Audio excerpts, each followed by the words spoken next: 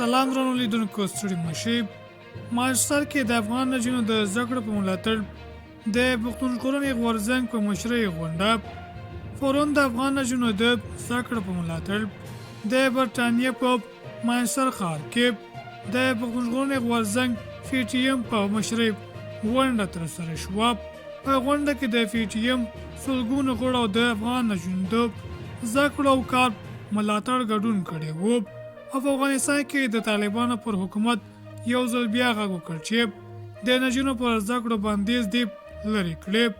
له هغې راهیسې چې په برطانیه کې د پښتون ژغورنې غورځنګ تشکیلات جوړ کړي دي، دا یې څویم ځل دی چې د افغان نجونو د زده کړو په ملاتړ غونډه او لاریونونه ترسره کوي.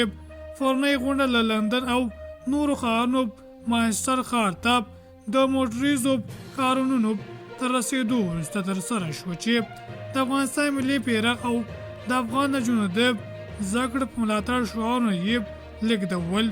ویناوال او ګډونوال چې شمېر یې سلګونو ته رسېده، په افغانستان کې د طالبانو حکومت په کلکه وغوښتل چې پر خپلو پرېکړې دې له سره غور وکړي او نجونو ته د تعلیم اجازه ورکړي.